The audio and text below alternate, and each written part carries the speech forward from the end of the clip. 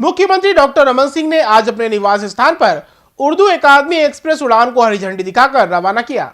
मुख्यमंत्री डॉक्टर रमन सिंह ने कहा कि उर्दू भाषा का प्रचार प्रसार किया जाना है, वहीं राज्य सरकार द्वारा चल रही अल्पसंख्यकों की योजनाओं का भी प्रचार प्रसार किया जाना है। गाड़ी के माध्यम से राज्य शासन सभी जाति को लेकर साथ चलती है। इसी वजह से उर्दू अकादमी के लिए आज लाल एक्सप्रेस को हरी झंडी दिखाकर लोकार्पण किया गया है। उन्होंने कहा कि उर्दू हिंदी एक गंगा जमुना तहजीब है, इसे लेकर के प्रचार प्रसार किया जाना है।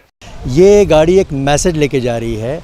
एक तो ज़ुबानें, सभी हिंदुस्तानी ज़ुबानें बहुत प्यारी ज़ुबान है। उर्दू उसमें से एक ज़ुबान है जो यहीं पैदा हुई, यहीं पली बड़ी, इसी मिट्टी से जन्म लिया और ये बाज़ार से निकली और उर्दू मोहल्ला तक पहुंची। तो ये एक मीठी ज़ुबान है, दिलों को छू लेने वाली ज़ुबान है। इसमें गंगा जमुना तहजीब है।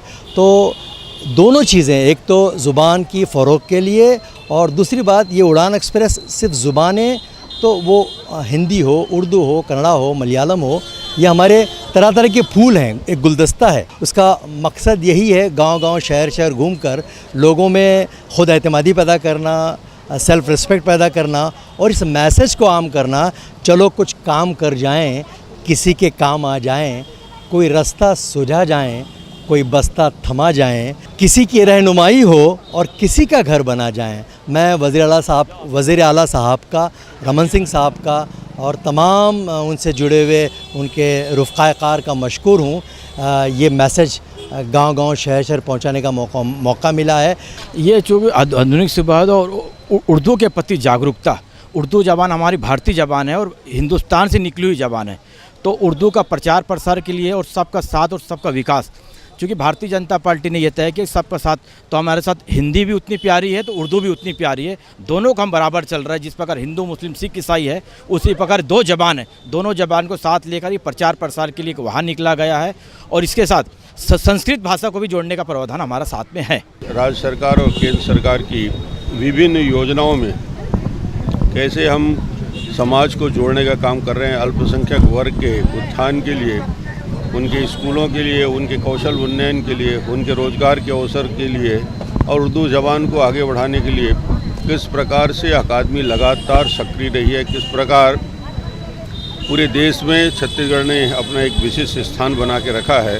और ये एक संदेश लेके जाएगा छत्तीसगढ़ सरकार का कि इस ज़बान को, उर्दू के साथ साथ समाज के लोगों को कैसे हम जोड़कर बेहतर विकास की दिशा में आगे ला सकते हैं। आर्थिक उत्थान भी इसमें है, कल्चरल बेहतर विकास की भी बात है, उर्दू ज़बान की भी बात है।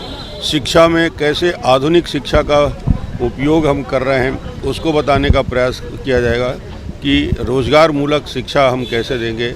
और ये एक बड़ा अभियान चलेगा जगदलपुर से राजनांदगांव तक और बीच बीच में सरकार की योजनाओं की पूरी जानकारी भी हमारे सदस्यगण देंगे।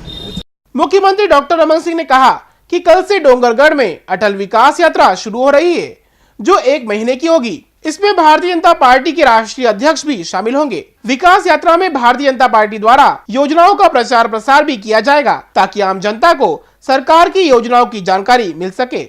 कल एक दूसरे चरण की यात्रा की शुरुआत हो रही है और राष्ट्रीय अध्यक्ष जी उपस्थित डोंगरगढ़ में उसकी शुरुआत होगी और ये दूसरा चरण 1 महीने तक चलेगा और विकास की उन योजनाओं को गाँव-गाँव तक ले जाने का काम करेंगे। बीच में 22 तारीख को प्रधानमंत्री जी का भी आगमन हो रहा है।